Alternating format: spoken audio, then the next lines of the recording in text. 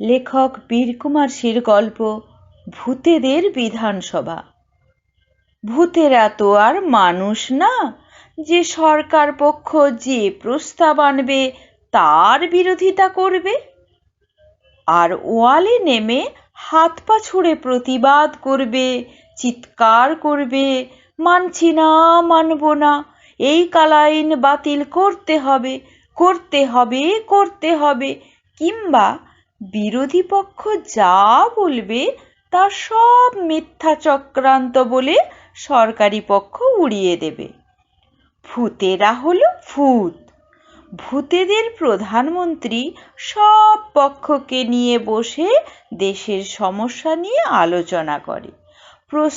প্রস্তাবের পক্ষে বিপক্ষে মত বিনিময় চলে। শেষে যে প্রস্তাবটা মনে লাগে, মানে বেশি ভূতের মনে লাগে, সেটাই পাশ হয়। হতে পারে সরকারের পক্ষে, হতে পারে বিরোধী পক্ষের।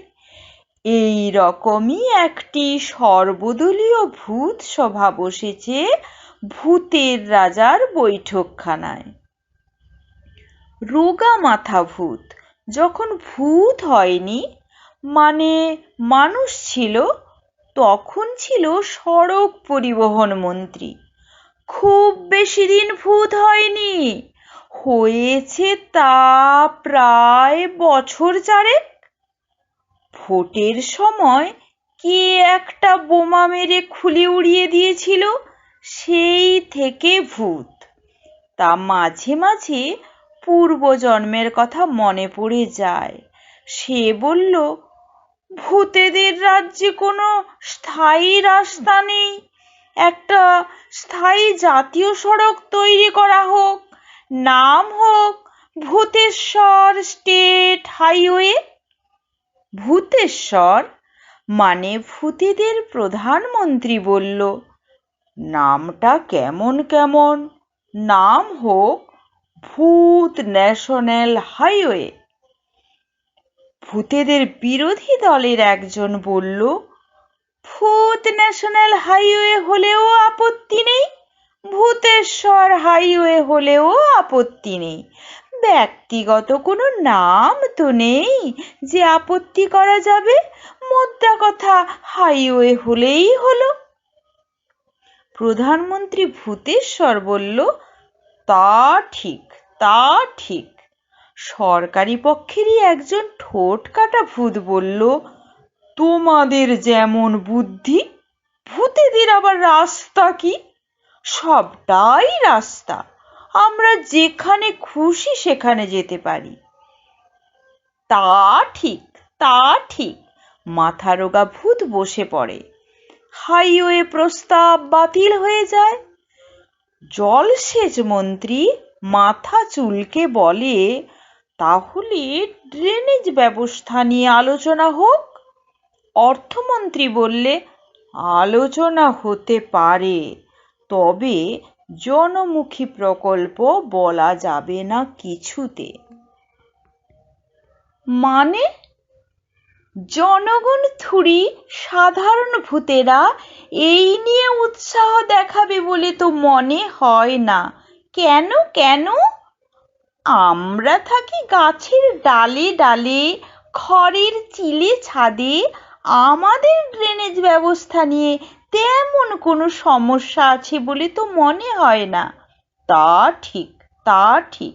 বিরোধী পক্ষের কোনো সদস্য অর্থমন্ত্রীর কথায় আপত্তি করল না দেখে সেচমন্ত্রী বসে পড়ল আসনে, থুড়ি চালতা গাছের ডালে। প্রধানমন্ত্রী পড়ল ফাঁপড়ে, কোনো সমস্যাই উঠছে না আলোচনা সভায়। একটু অভিমানের সুরে বিরোধী ভূত নেতাকে বলল, এ তো দেখছি বিধানসভা চালানোই যাবে না। কেন? আমাদের অপরাধ? বিরোধীরা যদি এ কাজ হয়নি, ওই কাজ হয়নি বলে চিৎকার না করে, তাহলে বিধানসভা চালিয়ে লাভটাই বা কি? তা ঠিক, তা ঠিক, বিধানসভা ভেঙে দেওয়া হোক। বিরোধী নেতা বলল, ভেঙে দেওয়া যেতেই পারে, কিন্তু তাহলে কি মানুষদের কাছে মুখ দেখানো যাবে? বলবে একটা বিধানসভা ঠিক মতো চালাতে পারে না, ছেলে ছোকরাকে ভয় দেখাবে কি করে? প্রধানমন্ত্রী অভ্যাসবশত মাথা চুলকাতে গিয়ে বুঝতে পারল ভূত হয়ে যাওয়ার পর মাথায় চুলের বালাই নেই। এই চুল নিয়ে গিন্নির কি গর্বই না ছিল এক সময়, বলতো কেষ্ট ঠাকুর। তা সেই চুলই তো কাল হলো এক সময়। মেট্রো থেকে নামতে গিয়েই দরজার ফাঁকে চুল গেল আটকে। তারপর আর কি, যা হবার তাই হলো।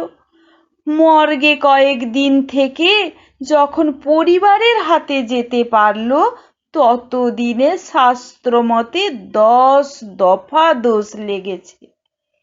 সেসব গত জন্মের কথা মনে পড়লে বুকটা এখন ধড়পড় করে ওঠে। যাক, চুলের কথা যাক, যদি একটু চামড়াও থাকতো, তাও নেই। চুল ছাড়া, চামড়া ছাড়া মাথায় হাত বোলাতে বোলাতে বলল, তা ঠিক, তা ঠিক। কোনটা ঠিক? ওই যে একটু আগে বললেন। প্রধানমন্ত্রীর বউ ইতিমধ্যে এসে বলল, আলোচনা পরে হবে, চা ঠান্ডা হয়ে যাচ্ছে, সুতরাং টি ব্রেক।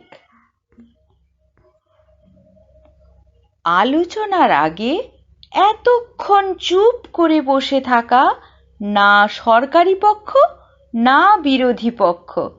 পেতনি প্রতিনিধি বলল, ভূত রাজ্য সমস্যায় জেরবার, অথচ সরকার পক্ষ বলছে 100% কাজ হয়ে গেছে। এ তো বড় মজার কথা। সরকার পক্ষ বিরোধী পক্ষ নড়ে চড়ে বসল। সরকার পক্ষ বলল, কোনো সন্দেহ আছে তাতে? বিরোধী পক্ষের একজন বলল, ছিল না আজ অবধি, কিন্তু কথা যখন উঠল, আলোচনায় আপত্তি কিসে? বিরোধী পক্ষের একজন বলল, ইউরেকা, ইউরেকা, পেয়েছি, পেয়েছি। সরকার পক্ষ বলল, পেয়েছে, পেয়েছে। অধ্যক্ষ ব্রহ্মদৈত্য ঘণ্টি বাজিয়ে বলল, সাইলেন্ট, সাইলেন্ট। কি পাওয়া গেছে? বিধানসভার মধ্যে যা পাওয়া যাবে তা সরকারের সম্পত্তি। সরকার পক্ষ বলল, সে আমরা কি জানি। বিরোধীরা বলল পেয়েছি, পেয়েছি, আমরা ভাবলাম তারা পেয়েছে নিশ্চয়, না হলে পেয়েছি পেয়েছি বলবেই কেন? অধ্যক্ষ বিরোধী পক্ষকে বললেন, কি পেয়েছো? বিরোধী পক্ষের গেছো ভূত বলল, বাগে পেয়েছি। সরকার পক্ষকে বাগে পেয়েছি। খোলসা করে বলা হোক। তা আমি কি জানি? পেতনি বলল যে ভূত রাজ্যে ঘোর সমস্যা, তাই তো বললাম। গেছো ভূত লাফ মেরে গাছের পাতায় মুখ লুকালো। অধ্যক্ষ বিনীত সহকারে পেতনি প্রতিনিধিকে বলল, আপনি যদি সমস্যার কথা বলেন তো ভূতেদের খুব ভালো হয়। পেতনি প্রতিনিধি উঠে বলল, মাননীয় স্পিকার, ভূতেদের রাজ্যে আজ অস্তিত্ব টিকানোর সংকট, সেদিকে কারোর খেয়াল নেই, না সরকারের না বিরোধীদের। সবাই এর মুখ ওর মুখ,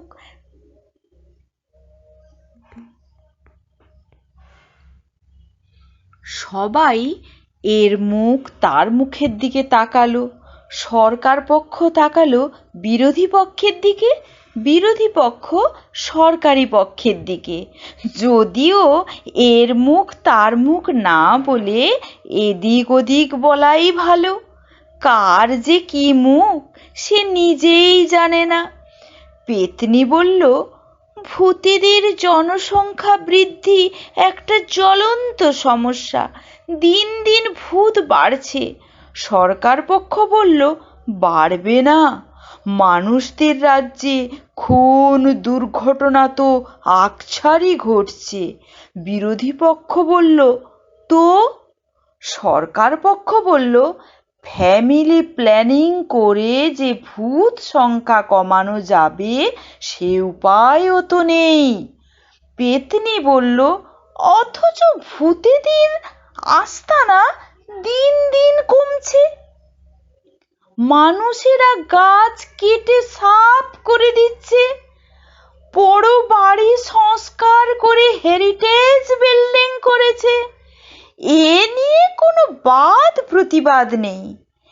এমতাবস্থায় আমাদের করণীয়, মানুষদের এই অন্যায় অত্যাচারের বিরুদ্ধে আমাদের সরব হতে হবে, সচেতনতা শিবির করতে হবে, মানুষকে বোঝাতে হবে, তবে আমরা বাঁচব, মানুষও বাঁচবে। না বুঝলে মিছিল মিটিং করতে হবে, ধর্মঘট করতে হবে, সীমানায় কাটা তারের বেড়া দিতেই হবে। সবাই বলল, সাধু সাধু, উত্তম প্রস্তাব। সমস্ত উত্তম প্রস্তাব ভূতেদের বিধানসভায় সর্বসম্মতিক্রমে গৃহীত হয়। সুতরাং বিধানসভায় সর্বসম্মতিক্রমে এই সিদ্ধান্ত গৃহীত হলো যে ভূতেদের পক্ষ থেকে একটি সর্বদলীয় কমিটি মনুষ্যদের ইউনেস্কোর সাথে দেখা করে এই জ্বলন্ত সমস্যা নিয়ে আলোচনা করবে।